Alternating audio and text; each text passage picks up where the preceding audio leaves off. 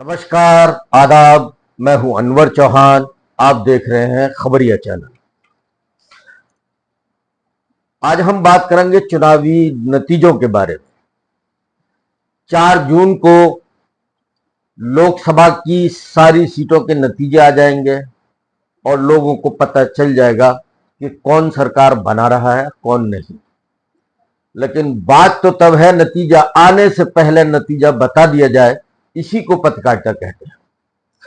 आजकल मैं पत्रकारों पर बड़ी गहरी नजर रखे हुए हूं और उन पत्रकारों की क्या प्रेडिक्शन है, उन सब को एक जगह मैंने जमा किया है और उनकी प्रेडिक्शन के आधार पर ही मैं आपको यह खबर बता रहा हूं, उनकी प्रेडिक्शन के आधार पर ही कि 4 जून से पहले ही नतीजा यह है कि इस बार भारतीय जनता पार्टी यानी अमित शाह और मोदी की भाजपा सरकार नहीं बना रही है।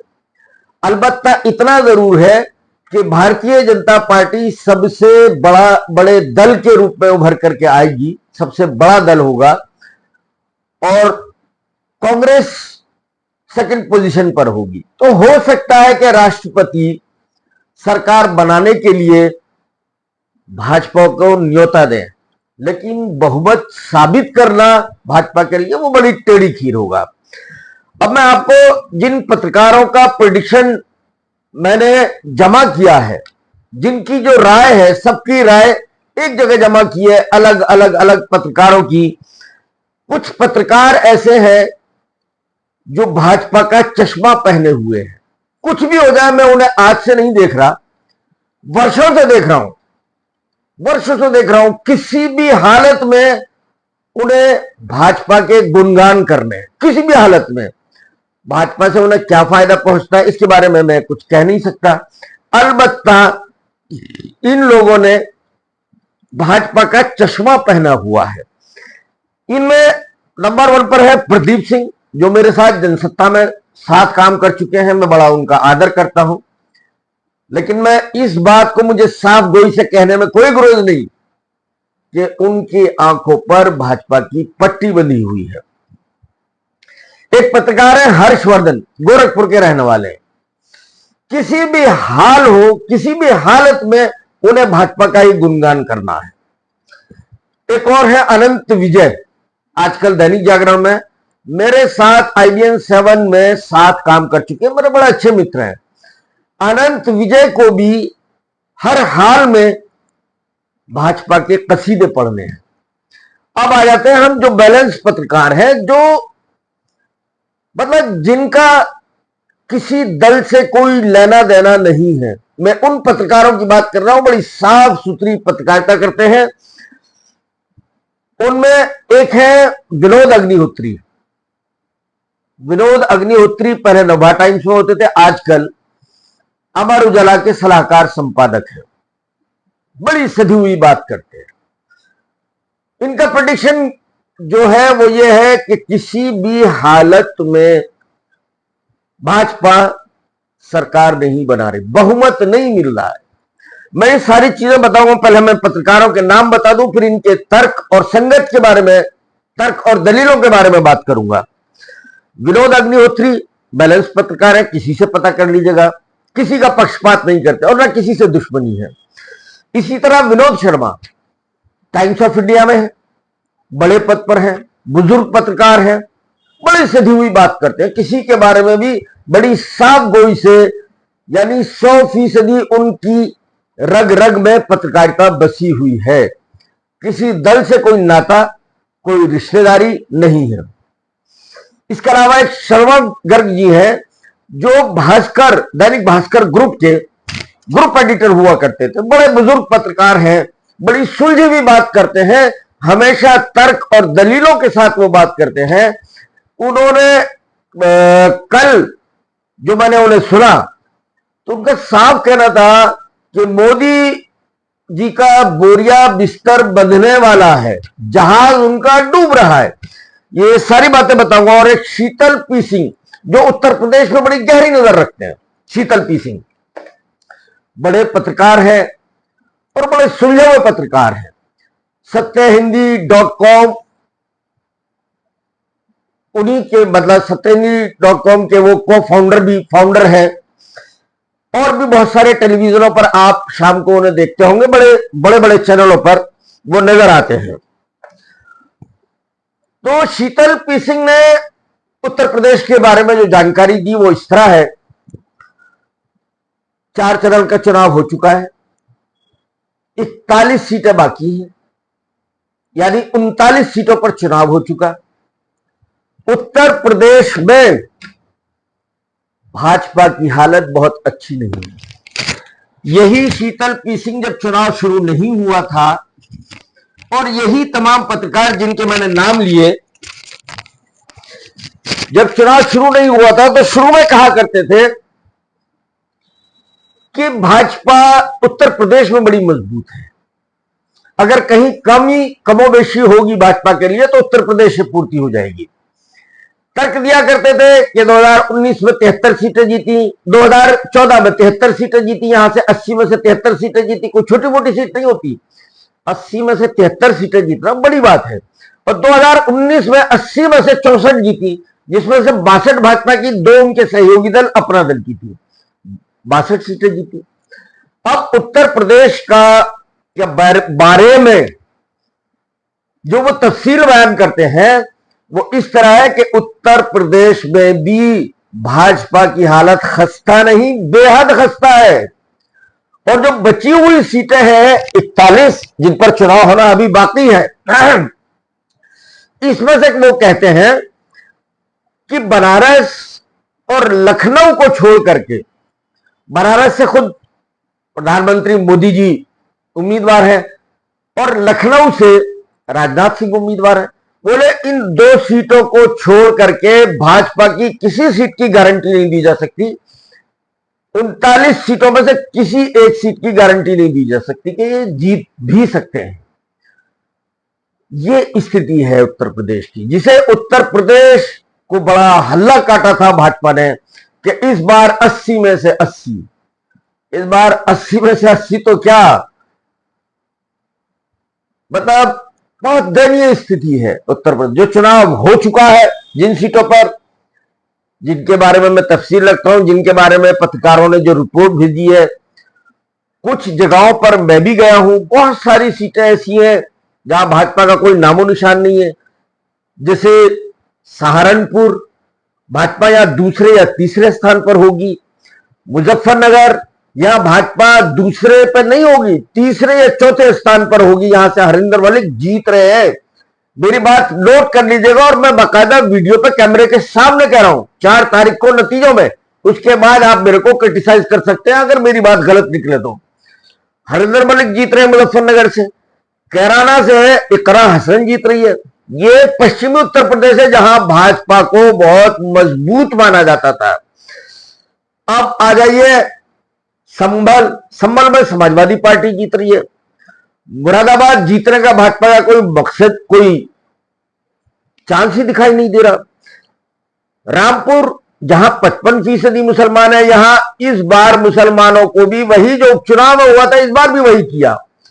पुलिस ने मुसलमानों को वोट डालने से, बड़ी तादाद में वोट डालने से रोका, लठ बजाया। लेकिन इसके बावजूद यहां थोड़ी, चूंकि मुसलमानों को वोट नहीं डालने दिया, तो मैं इसे बड़े दावे के साथ नहीं कह सकता कि गठबंधन जीत रहा है। अलबत्ता लेकिन अभी भी जो एज है वो गठबंधन को ही है। बाकी और आ जाइए, जैसे नोएडा यानी ये खुर्जा सीट है, यहां भाजपा जीत रही है, इसमें नो डाउट, कोई शक। मथुरा भाजपा जीत रही है, कोई शक वाली बात नहीं। अलीगढ़ भाजपा हार रही है। ये पश्चिमी उत्तर प्रदेश की मैं सीटें बता रहा हूं जहां भाजपा बहुत स्ट्रांग, बहुत मजबूत होती थी, वहां भी भाजपा की हालत अच्छी नहीं। कुल मिलाकर के उत्तर प्रदेश के जो नतीजे आने वाले हैं वो भाजपा के हक में कोई अच्छे या बेहतर वाले नहीं होंगे। यह स्थिति उत्तर प्रदेश से, यानी सीटें नहीं बढ़ रही। मैं जो कह रहा हूं कि भाजपा, यानी भाजपा जा रही है, भाजपा जा रही है, भाजपा का जहाज डूबने जा रहा है। किस आधार पर कह रहा हूं, वो तर्क और दलील है, वो तर्क मैं आपको समझा रहा हूं। अब चलते हैं उत्तर प्रदेश के अलावा कर्नाटक। कर्नाटक में 28 में से 25 सीटें भाजपा के पास थी। इस बार 5 सीटें अगर मिल जाए तो बड़ी बात है। ये साउथ पड़ता है, साउथ में यहां अच्छी पोजीशन थी। तेलंगाना ये भी साउथ में है और कर्नाटक, इन दो जगह 4 सीटें तेलंगाना में मिली थी और 25 सीटें कर्नाटक में मिली थी। इस तरह 29 सीटें भाजपा के पास थी, लेकिन 29 में से यानी तेलंगाना में भी सुपड़ा साफ है इस बार भाजपा का। जो 4 सीटें मिली थी वो रिटेन नहीं हो रही। यहां भी कांग्रेस परचम लहराए हुए है, बड़ी मजबूत स्थिति में है तेलंगाना में कांग्रेस। आंध्र प्रदेश में कुछ मिलने वाला नहीं है। वह चंद्रबाबू नायडू बैठे और चंद्रबाबू नायडू और भाजपा के बीच में कभी भी बहुत अच्छे रिश्ते नहीं रहे। वो बात अलग है, कुछ दिन के लिए वो भाजपा के साथ रहे, लेकिन वो जीतने के बाद कहां जाएंगे कोई गारंटी नहीं है। तो जो एलआई है, एलआई भी भाजपा के पास से भाग गए, चाहे वो अकाली दल हो, शिवसेना हो और भी। और उत्तर प्रदेश में जो छोटे छोटे उनकी कोई हैसियत नहीं है, चाहे ओम प्रकाश राजभर हो, चाहे संजय निषाद, उनकी कोई हैसियत नहीं है। ये एलआई नाम के लिए एलआई है, लेकिन चुनाव के बाद कोई ऐसी स्थिति नजर नहीं आ रही कि लोग भाजपा को समर्थन दे देंगे। ऐसी कोई पार्टी, ऐसा कोई दल नजर नहीं आता है। शिवसेना नहीं जाएगी, शिवसेना के तोड़फोड़ किए। कर्नाटक के बारे में मैंने बता दिया। अब हम आंध्र प्रदेश पर आते हैं। भाई शिवसेना, यहां भी कोई एलआई नहीं है, उनका कोई एलआई मजबूत नहीं है। भाजपा कुछ सीटें यहां से जीतेगी। अलबत्ता शिंदे वाली जो शिवसेना है उसकी हालत निहायत खस्ता है, बहुत बुरी हालत में है। और जो अजीत पवार जो एनसीपी है, अजीत पवार वाला जो गुट है, उसकी भी हालत बहुत खस्ता है। यहां मजबूत स्थिति में उद्धव ठाकरे हैं। उद्धव ठाकरे के अलावा शरद पवार है, ये बड़ी मजबूत स्थिति में है। कांग्रेस यहां से सीटें जीत रही है, जबकि समझौते में बहुत कुछ सहना पड़ा कांग्रेस को, लेकिन ये तीनों दल बड़ी अच्छी खासी मजबूत स्थिति में है। ये आपका महाराष्ट्र में 48 में से पिछली बार 41 सीटें एनडीए के पास थी। अब आप अंदाजा लगाइए, यहां से 30 सीटों का सीधे सीधे नुकसान हो रहा है भाजपा को। 30 सीटों का, कम से कम 30 सीटों का, ज्यादा तो हो सकता है मगर मैंने मिनिमम वाली सीटें जुड़ी हैं। जो इन पत्रकारों के जो तबसरे हैं, उस तबसरे को मैंने एक जगह जमा किया है।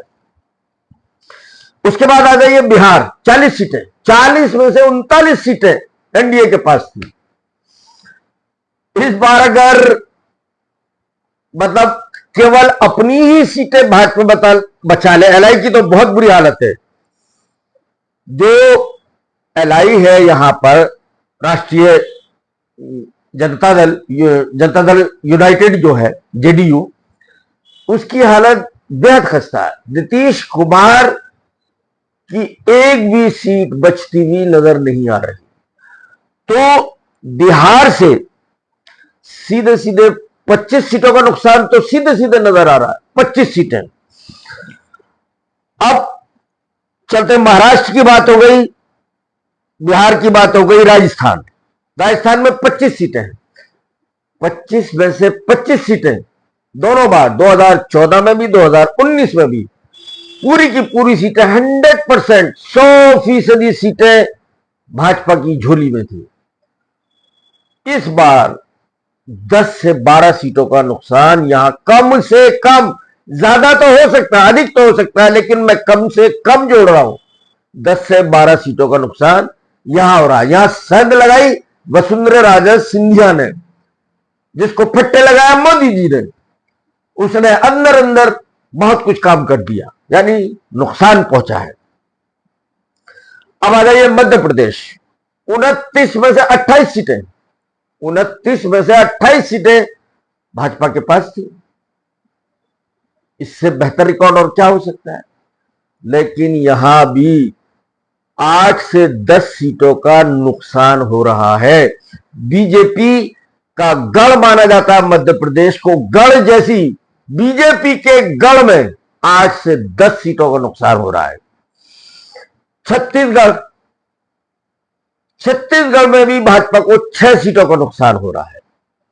तेलंगाना मैंने बता दिया, मध्य प्रदेश बता दिया, राजस्थान बता दिया, बिहार, महाराष्ट्र, हाँ उड़ीसा एक ऐसी जगह है, ऐसा स्टेट है जहां बीजू जनता दल और जहां तो एलआई दोनों के बीच में समझौता होने वाला था, मिलकर के चुनाव लड़ने वाले थे, अब दोनों दलों के बीच में बेइंतहा तलखियां हैं, बीजू जनता दल और भाजपा के बीच में। अलबत्ता यहां से 4 से 5 सीटों का फायदा भाजपा को होता नजर आ रहा है। कांग्रेस यहां बहुत अच्छी हालत में नहीं है। अलबत्ता नवीन पटनायक से बहुत पंगे ले लिए मोदी जी ने, और वहां एक सभा में कहा कि 4 जून के बाद यहां हम आपको नया मुख्यमंत्री देंगे।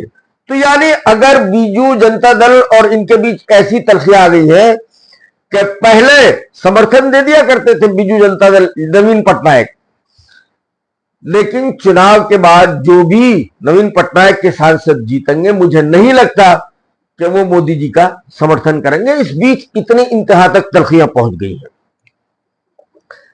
एक और फैक्टर है उत्तर प्रदेश के अंदर, वो तो आपने सुन लिया होगा, तमाम अखबारों की सुर्खियां बना हुआ है कि उत्तर प्रदेश और राजस्थान और गुजरात, यहां के ठाकुर बड़े नाराज हैं। इसमें कुछ मैं गुजरात की बताना भूल गया। गुजरात में 26 सीटें हैं, 26 में से 6 से 7 ये गढ़ है, ये भी भाजपा का गढ़ है, जो 100% 100 का 100% योगदान मोदी जी को दिया करता था, भाजपा को अपना योगदान देता था गुजरात। यहां से भी 6 से 7 सीटें लूज कर रही है भारतीय जनता पार्टी।